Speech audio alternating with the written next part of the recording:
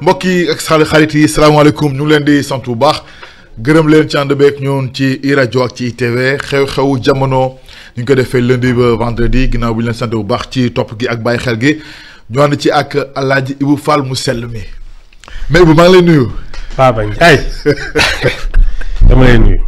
mais maa ngi lay fay grand. dama lay nuyu auditeurs yu normaux yi mooy sama soppe yeeg 46% yi yéen nag ñi si des ma joxe leen catu baaraam ak nuyu leen bakken. mais loolu nga ñu nuyoo quoi. ah waaw pour yow Sénégal yi lañ bokk ñun ñëpp Sénégal moom benn réew la kenn mënu koo xar ñaar. waaw dëgg la waaye daal man yéen daal catu bakken laa leen di nuyu.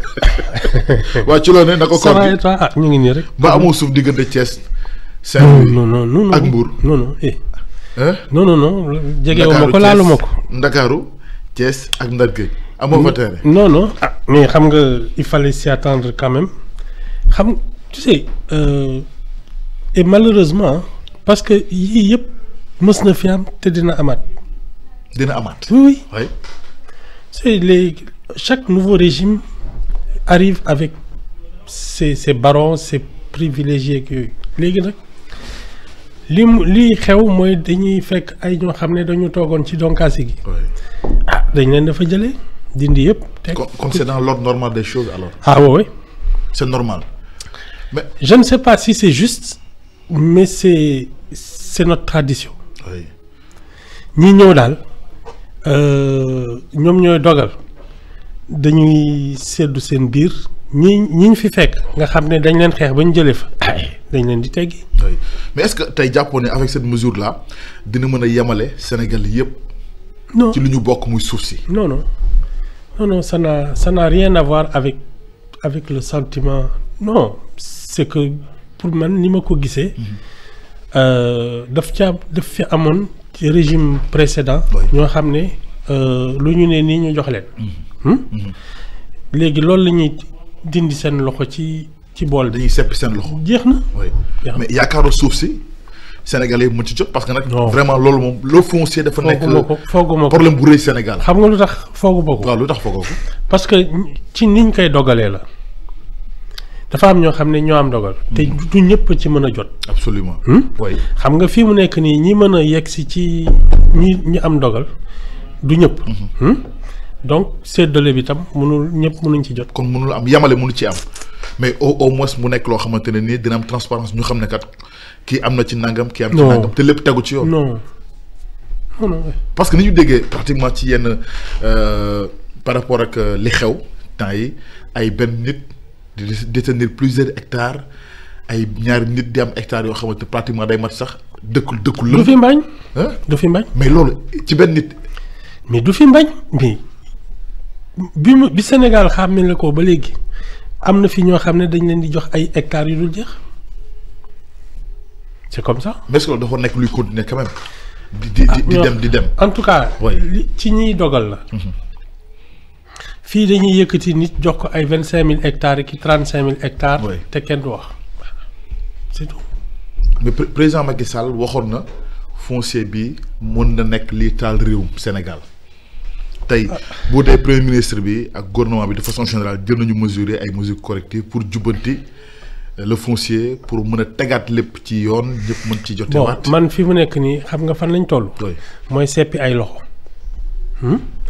li ciy topp kay moo jar a xaar naka lañ koy doxalee. nan lañ ciy taxawee. waaw kon fi mu ne nii ñi nekk au cœur du foncier lañ bëgg tey ànduñoo ak ñoom wala. voilà ñooñu la ñuy seppi seen loxo fi mu ne nii li si des nag fii léegi juróomi at di nga xam nu mu demee. mais loolu kon est-ce que kon du nduru règlement de compte. yaa ko tudd. damay laajte. yaa ne gudd nopp. sa tudd ma mbaam ba tey.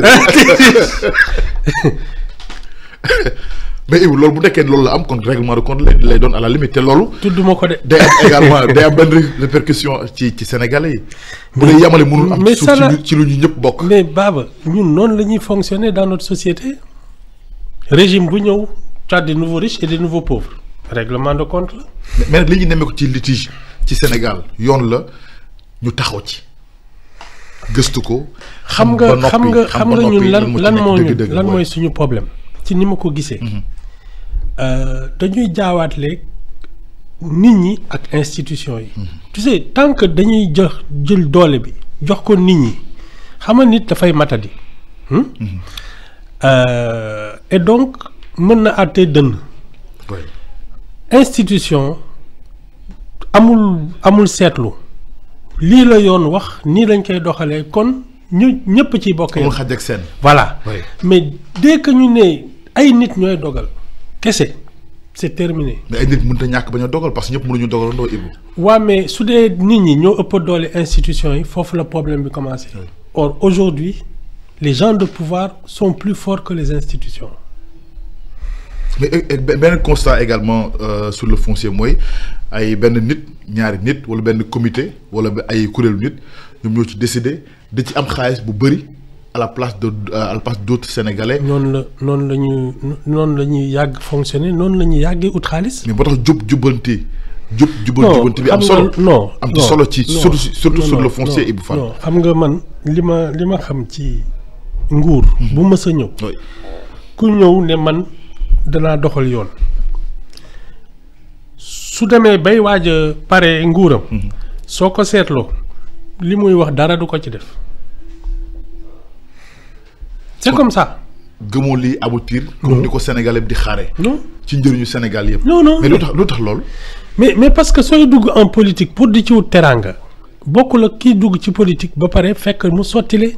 mais ñii don de soi la ñu woote jiital Sénégal da wax looy woowee don de soi. looy woowee don de soi. maanaam xañ sa bopp. yow ñii gis nga leen fu ñu xañee seen bopp. tu as vu les avions présidentiels et les cortèges ak fi ñu dëkk palais loolu xañ sa bopp la. ah wala dafa seet loolu. gisoo xañ sa bopp seen dox. yow gisoo ay voyage présidentiel ay cortège ak ay yooyu wala gisoo ko loolu. si gis nañ loolu mais loolu. gis nga dans les conditions seen ay conditions de. seen mais bu ñu voyagé wul ci avion lu ñuy voyagé. non pour te dire que loolu du don de soi. ñun fii don de soi. la mooy don de soi. mais wala loo jàppee don de soi. man déjà dans la démarche gëm naa ne soo doogee yegsi ci dëkk bi ñu dénk la ko.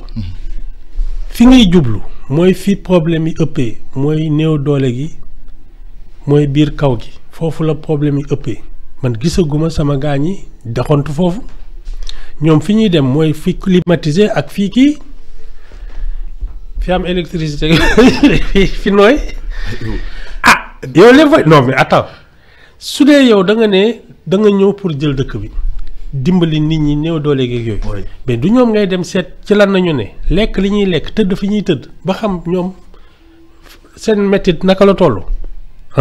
doog a jublu ci seen problème yow nga doog a falu fi ngay dem mooy les palais du monde entier ay Paris ngay dem ak ay Dubaï ak ay Doha. te gisuma parce que su dee da ngay dem yóbbaale ay hommes d'affaires ramener ay contrat je suis d'accord gisuma loolu. mais tey xam nga tey ku def 1 an war a dem fu ne ci Sénégal. non du mën a dem. moom la war a njëkkee. moom la war a njëkkee. mais def nañ campagne. am na fu ñu jot a dem ci Sénégal. mais bu dee peut-être xatoon na xat ba mënuñu dem fépp ci Sénégal oui. opposant buy wër dëkk bi bokkul ak chef d'état buy wër dëkk bi. parce que yow soo jógee nekk opposant di xeex nguur commandement territorial du la may dara duñ la dimbali duñ la won duñu wax ak yow donc doo xam problème yi fu ñu toll quand c'est toi le chef de l'État qui fait le tour du pays préfet yeeg sous-préfet yeeg gouverneur yëpp taxaw maire yeeg yëpp administration bi waa dëkk bi ñi am problème ne kii moo mën a faj suñu soxla. kon danañu génn wax ak yow. mais métti ñu ne da ngay campagne te jotagul. gis nañ ko fi ci jamono Macky Sall. xam nga ki nga xam ne mu ngi soog a falu. su waree dëkk bi mënuñ ne day campagne. balaa ngay falu sooy dox ñu naan élection jot na foofu da ngay campagne. mais soo faloo ba toog ba xam ne yow mii yow lañ dénk réew mi. sooy wër dëkk bi dañ xam ne yow mii da ngay laajte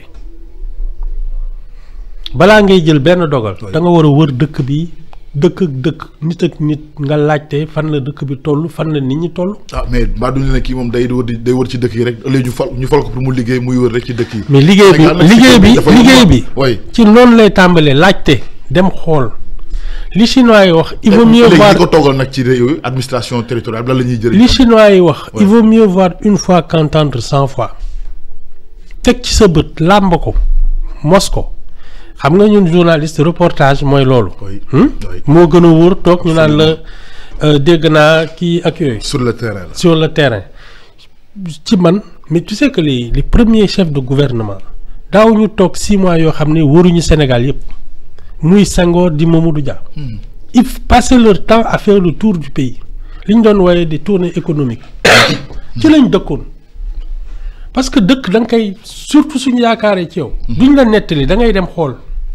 léegi nag le suivi au quotidien su la neexee nga am ay rapport mais yow ci sa bopp. parce que ki nga xam ne wóor na ko ne doo fi mës a ñëw il peut te raconter des histoires. lu ko neex lay wax. waaw parce que leer na ko ne foofu ngay toog. mais ki mu wóor ne yow mii fii rek ñaari fan ñaari weer yaa ngi ñëw. du la wax loo mënul dégg. parce que mën na yaakaar mën na wax lan loo xam boo ñëwee di nga gis contraire sur le terrain. kon aujourd'hui kon da nga jàpp ne foofu la ñu war a jiitu.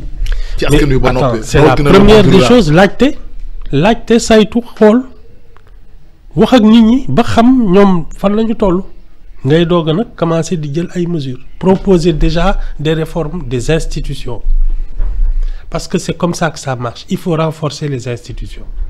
mais yow laajte goo xamagoo li xew ci réew mi ngay tas yi di yëngal fële bon. ah mais ay audit tamit door nañ ko pour xool exactement secteur bu ne li fi dox li fi doxul li fi tegu ci yoon ak li fi wàcc yoon. man de li ma gis décision yi ñu jël. boobu audit xaju ci. dañ ne salaamaaleykum ñu ne chantier yi day taxaw. fan nañ ko auditer. oui non mais taxaw la pour seetlu taxaw pour xool. non man je pense que ils ont agi sous le coup de l'émotion. Du ressentiment. parce que noonu la ñu gisee dëkk bi.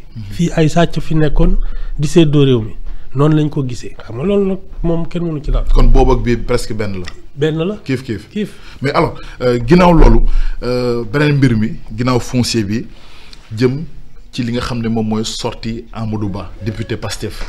jëm ci loi interprétative bi jëm ci loi d'amnistie bi ba tey coow li jeexagul ci yow lan mooy tax.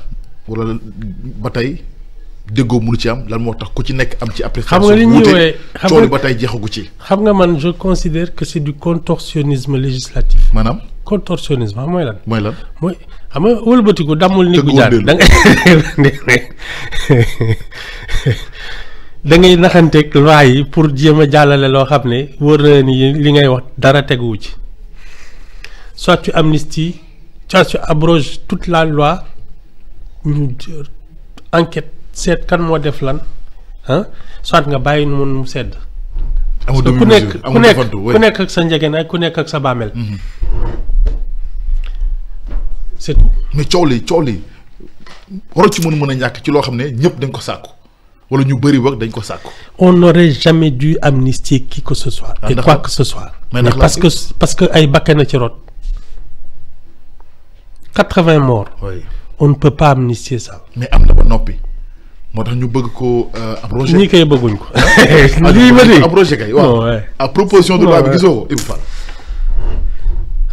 man daal xam nga lan laa gëm ci li fi jot a am gannaaw ñi nekk assemblée ñoom ñaar ñoo seqoon wax ji APR ak PASTEF. xam nga lan laa gën a gëm régime buy ñëw te bokkul APR bokkul PASTEF moo ko mën leeral. mais c'est que Ibou moom loolu laay bañ a dégg toogaat yeneen 5 ans di xaar pour une solution yoo xam ne. de toute façon problème urgent la. non c'est pas urgent les gens sont morts c'est terminé il y a aucune urgence lii dëgg. mais urgence kay mooy mu leer Ibou Fall. non Sénégalais yi xam ñan moo def. non parce que suñ ko bëggoon leer na depuis bi yëfi tàngee personne dans cette affaire là n'a envie que ce soit clair man li ma la mën a wax mooy régime buy ñëw. te bokkul Pastef bokkul kii moo ko mën leeral. vision bi 2050 attention. waaw ñu xaar après 2051 2051 dina leer. mais levée de bouclier bi ci am. ci yow. lan moo ko sooke pour yow ci xalaat. mais soit tu abroges tout soit tu n'abroges rien mais di cof fii di laal fële non yëfi caaxaan la. mais moo kon xanaa kon mooy tax ñenn ñi jàpp ne ak mbir mi c'est pour protéger certains et bàyyi ak ñenn ñi. leen de mën naa la ko wax. oui waxtaanu guddi am na ci. waaw ba ñu génne leen sans jugement. donc ñoom ñoo xam seen biir lan la ñu waxante lan la ñu def ak lan moo xew ñoom xam nañu ñii naan non lii la ñuy dindi ak dindiwuñu lii ñoom xam nañu li xew parce que c'était les deux acteurs principaux des drames. kon fi mu nekk nii kay dañuy kii nii rek xam nañ ne. dañuy taf yëngal nii. ki ci bokkul maye ci bi nangu ci loxo. voilà ki ci bokkul moo mën a ne nañ ko dindi yëpp ba mu set mais ñi nga xam ne dañ doon waxtaan guddi. di xeex bëccëg ñoom xam nañ li ñu def. mais y a un député qui a proposé cela Thierno Alassane Sall. xam nga moom du APR du Pastef. xeexul xulowul moo tax moom de su dee le prochain président affaire bi dina leer. kon lii pareegul pour leen malgré nombre de morts élevés. je n'en crois pas un mot. il faut nag bàyyi suñu xel yi. je n'en crois pas un mot. non. proposition de loi pour sénégalais yi mën a xam ñan ak ñan. c'est des histoires. non mais c'est un écran de fumée. c'est des histoires. c'est que man su ma lay déglu man damay yaakaar ne Ibou Fall beneen Sénégal la nekk. xëy na. mais xam nga moo tax ma naan la yéen a 54%. non bokkuñu li ñuy xalaatee parce que man dama jàpp ne. tey Baba lii bu ñu ko tegee mooy sénégalais yëpp. xam mu demee mu leer Baba chacun a sa vérité. Actuellement, c'est la vérité des vainqueurs qu'on est en train de vouloir nous administrer. maa ngi koy jàppee déjà ci ni ñuy naan ñan ñooy victime manifestation yi kan la ñuy indemniser. à ton avis kan la ñu waroon indemniser ñi deelee ak ñiy toj seen alal. Absolument. C'est pas eux qu'on a indemnisé. Ce sont les casseurs qu'on a indemnisés.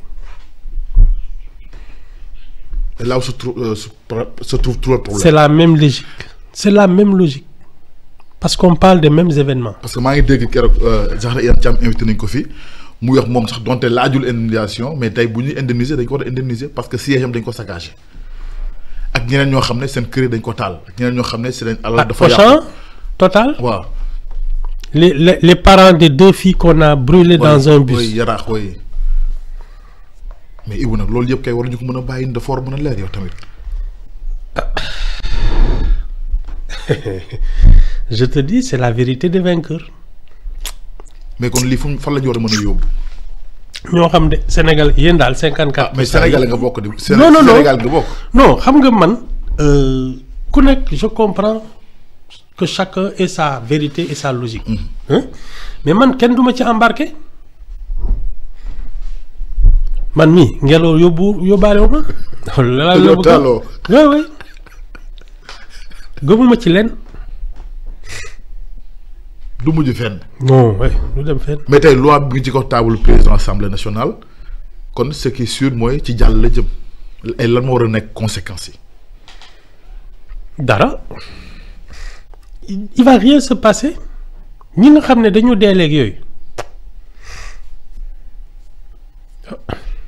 parce que tu sais on a tendance à penser que nit ñi xëy na ku leen indemniser jox leen xaalis ak yooyu seen kii non tu sais faire son deuil maanaam yow nga ñàkk sa benn sa doom walla sa kii xam li tax mu dem bokk na ci li lay dimbali pour nga mën tourner la page parce que les proches se disent man je suis peut-être responsable de xëy na man am na lu ma def li tax sama doom dem ci lii.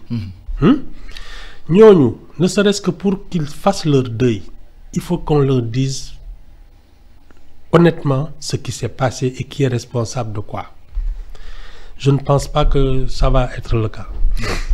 même bu dee loolu moo tax a jóg amnistie bi ñu xam mu leer élucider certains faits wala yenn yi amee ci période boobu 2021 2024. c'est le minimum qu'on doit aux gens qui ont perdu des proches.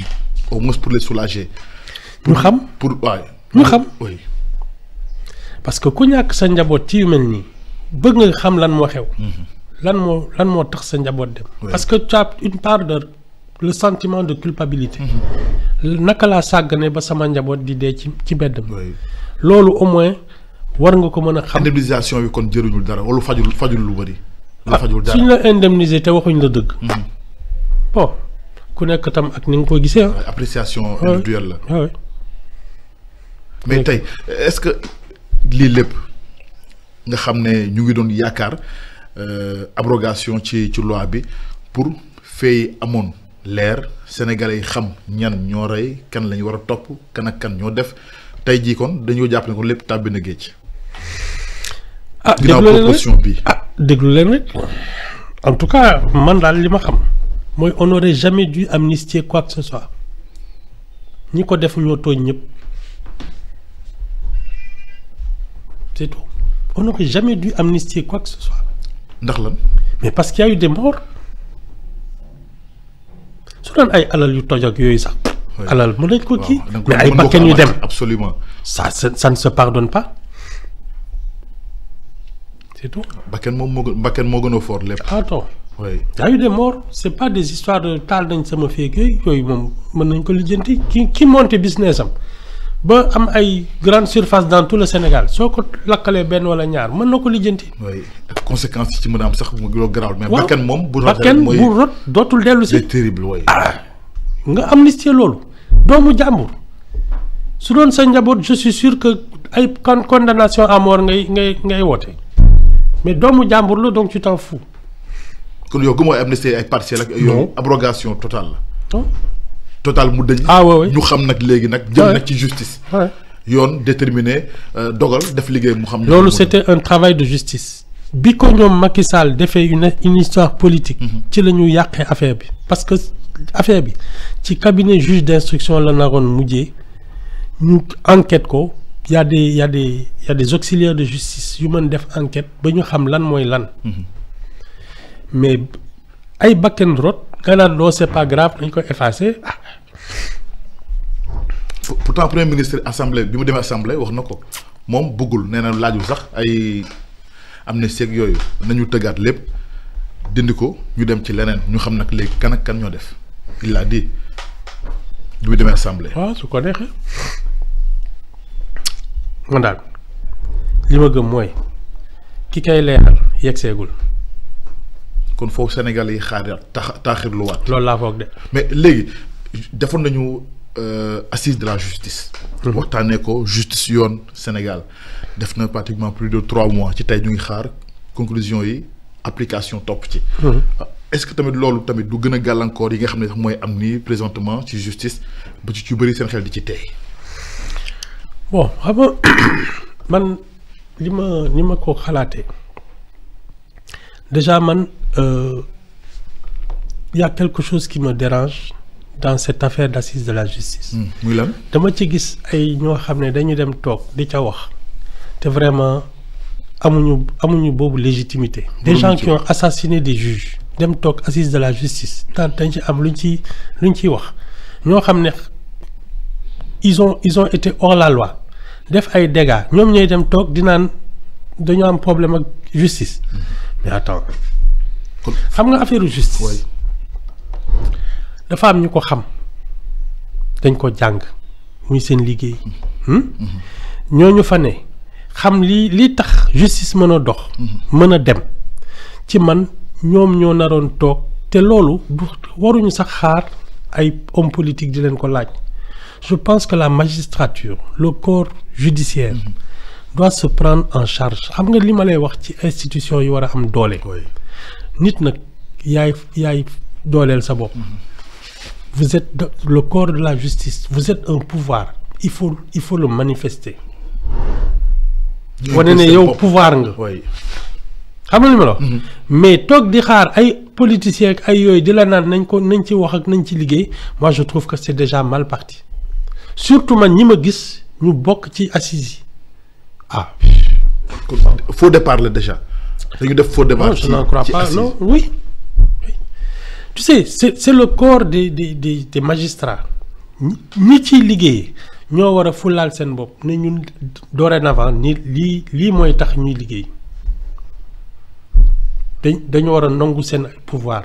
téye ko. oui xam seen cër téye ko. voilà. mais pas attendre qu'on le leur donne un pouvoir on le commande pas on le prend. C'est tout. mais aujourd'hui tey est-ce que kon interprétation bi ñeneen ñi am ne justice moomul boppam kon day continuer di dem solution ba tey ci amagul. ci en tout cas tant que les juges tant que les magistrats tant que le corps judiciaire ne prend pas ses responsabilités. Hein, ce sera pareil. Un pouvoir il se prend on ne l'attend pas. ñoom c'est un pouvoir. bien sûr. jeex na. oui mais waxtaan wi tamit du war a mën a ñàkk waxtaan sottante xalaat pour gën a mu gën a baax. waaw mais ça dépend de qui prend l'initiative. oui parce que justice mën nañ ko ñoŋal waxtaanee ko. waaw mais ay mesures yu fortes ça dépend de qui prend l'initiative. xam nga ñi nga xam ne ils ont fait 30-40 ans de justice. quand ils en parlent ils ne peuvent pas se tromper de beaucoup. ki nga xam ne yow saa yoo déggee justice c'est que yow tuuxi duna nga def xam nga yow xamoo ci dara parce que tu as souvent violé la loi parce que xamoo ko de quoi tu peux parler. kon ndëpp gi kon ñoom ñoo ko waroon def ñoom ñi nànk justice yoon. xam nga man naka laa ko gisee. oui je pense que on a assisté à une séance d'exorcisme parce que ñi toog ci dëkk bi tey les gens du pouvoir là 1 an auparavant ils avaient tous eu affaire à la justice et ils étaient en prison. Je pense que ñoom seen dañ doon dëppal seen bopp. wax seen naqaru xol faj seen góomu xol mais loolu mën na ci suqaliku jaaree ci peut-être am une justice forte. non la justice forte ça viendra des juges eux-mêmes. mais ça viendra pas de dehors. mais tey ki nekk ci kaso bi am lu mu dund ci kaso bi bu taxawee di ko wax di ko nettali di wax fu mu jaar ak li ñu ko def tey ñi nga xam ne tey ñoo ŋànk justice war nañ ci mën a sukkandiku. waaw mais moom. xam nga li ko fa yóbbu tam jar na wax. oui. loolu mooy njëkkee. mais yooyu yëpp ci kaw waxtaan bi mën na am solution. non moi je pense que on a un seul vrai problème c'est que les institutions se sont fragilisées d'elles-mêmes. parce que ñi ko téye man su ma yoree pouvoir c'est que maa ko téyel sama bopp. du luñ may. kon ñi ko incarné ñi ko téye ñoo ko incarné wul ni mu waree. ñoo ko téyewul dañuy xaar ñu jox leen ko kenn du leen ko jox. un pouvoir ne se donne pas. Il se conquiert. Le pouvoir judiciaire doit s'imposer. Ne pas être à l'écoute des hommes politiques ak du pouvoir exécutif ak législatif non. kon de interprétation bi Sénégal yi am ci justice kon du jeexagum bu dee ñoom affirmé wuñ ko téye ko nuñ ko war a téye. Il y a que les juges, il y a que le corps judiciaire qui peut s'affirmer comme un pouvoir. C'est pas des choses qu'on négocie ou qu'on commande. Ah, comme c'est compliqué. Mais non. Non. da ngay xam sa cër daati ko laajte. ah mais man mënuma dégg ñu ne magistrat yi xamuñ seen cër. ah en tout cas ñu ngi leen di convoquer naan leen way justice bi kii de corrompu ak yooyu ñu ne teg loolu la. tekkaaral gi moo la ci jaaxal daal. non moi je pense que quand tu es dans un pays où entre 2021 et 2024 il s'est passé des choses qui auraient dû être arbitrées par la justice. yéen ñu tëb leen politiciens yi di ko régler seen bopp jéggi leen te tu n'as pas tapé sur la table. c'est terminé. kon balaa kenn doon taxaw ñu waroon njëkk taxaw. ah oui li lépp mën a leer. ah oui c'était leur mais ñoom c'est le pilier un état de droit la ñuy wax.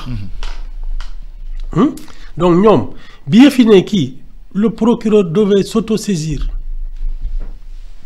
parce que c'est lui l'avocat de la société. ne li fi xew danañ ko leeral ñu fi def danañ leen àtte. tu n'as pas entendu ça. ah jeex na. mais est-ce que pratiquement li ñu politiser dossier yeeg yooyu yëpp ak concerné yi. c'est ça le problème pour man puisque c'est un pouvoir indépendant. il aurait dû s'autosaisir régler cette affaire parce que les Sénégalais ci ñoom lañu yaakaar. dans un état de droit il y a que la justice qui peut mettre tout le monde à égalité. absolument. ils n'ont pas fait. justice bu taxaw bu tëddee njaxaanaay ñëpp mën ci gis seen bopp. exactement c'est ça nous notre problème. ñu affaire Augustin Senghor mënu ci ñàkk ba ñu wax. ak li xew ci élection yi mujjee pratiquement avant dernier. ci ñi nga xam ne ay candidats la ñu woon. pour siéger ci FIFA bi. alors tey ñu dégg démissionné na tekki na normal tànkam wax ko mais est-ce que loolu tey du indiwaat problème diplomatie Sénégal problème bi nga xam ne jàpp nañu ne diplomatie Sénégal bi mu war a taxawee dëgg pour soutenir ay doom ay candidats am amul. On a vu l'exemple de Fawzou Dème ci bu muy wax ci dans le secteur du tourisme ci ONU moom tamit candidature am jàllul Augustin Senghor tey candidature am jàllul est-ce que yii tamit du gën a firndeel ni diplomatie bu Sénégal ni mu war a taxawee dëgg pour soutenir ay doomam taxawee ko. man je pense qu'il y a deux choses qui sont en matière de diplomatie ci ni ma gisee ñun Sénégal. Nous, on est un géant diplomatique dans le monde, c'est-à-dire dans le monde occidental, le monde atlantique. Quand le Sénégal parle, on l'écoute dans le monde. Moo tax ma leen di naan ñun on est un pays en Afrique et on n'est pas un pays africain. maanaam mooy la. ñun en Afrique on ne nous aime pas. Sénégalais yi nii. On ne nous aime pas parce que nuroo ñoom. parce que dafa mel ni démb sax Augustin Senghor xaw na ko junj sax ci déclaration. Non. Oui. Nous je te dis xam nga déjà depuis la colonisation les gens se sont dit sénégalais yi ñooy jàppale tubaab yi xam nga ma la on a toujours été un peu le chouchou des Français des Occidentaux yooyu ñun ñoo fi démocratie boo xam ne déggoo fi coup d'état déggoo fi dara ah. ay alternance il y a eu 5 alternances ak yooyu léegi je dis toujours que nous sommes un pays en Afrique et justement de ce point de vue là c'est-à-dire africain balaa ñu ñuy jiital ñu war a dem dans le monde mais ñun suñu biir dañuy ber mais ils savent que quand le Sénégal parle aux Nations Unies wala dans le monde occidental on l'écoute plus que les autres pays. xam nga la foofu la ñuy jiitalee mais ñun suñu biir nii. ah ñun on est un pays assez particulier en Afrique wax naa la ko xam nga Sénégalais dañ doy waar. non ñun moom je le dis les gens ne nous aiment pas ay nos voisins ak yi nii. dañuy naxante rek. oui ah mais attends tu as vu ce qui s'est passé Sékou Touré ak Senghor Senghor ak Modibo Keïta l'affaire mauritanienne ñun ak Yaya Jammeh Gambie gars yi dañuy naxante ak ñun si on n'avait pas un état solide et une armée forte ak yooyu mais ñun ñu ngi ci ay problème ces gens-là ne nous aiment pas. seen problème yëpp chaque fois qu'il y a des remous au Sénégal mooy enfin ils vont faire comme nous quoi am ay coup d'état ay kii ak yooyu mës naa am sama benn xarit diplomate la woon diplomate malien yooyu le 23 juin bi yëf yi demee ba tàng ba ñuy naan enfin Sénégal va basculer ak yooyu le lendemain gars yi bi ñu retiré projet de loi bi ku ne dem liggéey mu woo ma ne ma kii ma ne ko tu sais mu ne ma tu sais dans la sous-région on nous dit que les Sénégalais savent toujours jusqu'où il ne faut pas aller. On s'arrête au bord du précipice tout le temps ñun dañu gaaw a basculer gis nga genre affaire yooyu qui n'ont l'air de rien. Mais des élections régulières une presse dynamique des trucs yoo xam ne voilà des gens brillants dans le monde Sénégalais ils sont à la table surtout à la table des grands. yu ndawaan yooyu ngay dajale pour xam ne ñun ñi gars yi suñu sañoon nag ñu mel ni ñoom. ñu mel ni ñoom. mais ban conséquence wala ban leçon lañu war a tirer ci affaire Augustin Senghor après bi mu tekk ndombal tànkam. non tu sais pour man il y a qu'une seule vérité. Il faut être toujours le meilleur. ñun on doit faire partie des grandes nations neex naqadi il faut pas faire pitié. Il faut se faire respecter. Oui. C'est tout. mais nag loolu tam pour inspirer la pitié naan wéy fii dëkk bi doxul mu ngi maa bëgg non. mais il faut tamit mu am soutien sénégalais soutien de l'État soutien de la diplomatie sénégalaise. ah ñii de ñu ngoog daal en tout cas je peux te dire une chose. Le Sénégal a les moyens diplomatiques d'appuyer ce genre de candidature. Oui. La preuve ñun ñoo fi organiser ay Jeux olympiques de la jeunesse. Donc xam nga. c'est pour bientôt loolu jaaxaluñu. Mais lu nekk ak tolluwaayam et puis il faut en avoir le talent. Ça demande voilà. Oui. Mais est-ce que kaw Augustin Senghor bi du la tiital par rapport ak kaw Amadou Hott ci direction BAD. Leen de mën naa la ko wax. Oui. Su dee Amadou Hott est un ancien ministre des Finances. ñu toog fii ne les finances sénégalaises ont été trafiquées. C'est très mal parti. amoo ci yaakaar. Ah, à moins d'un miracle. Parce que mën na am le soutien aussi d'autres pays ak yooyu bon comme moom yàgg na fa. xam na bon je pense qu'il est en assez bon terme avec l'actuelle direction ak yooyu bon ça peut le sauver mais si tu viens d'un pays dont on dit dans le monde entier qu'on trafique les chiffres et tu as été ministre de l'économie. C'est problématique mais au moins lui am na soutien au État.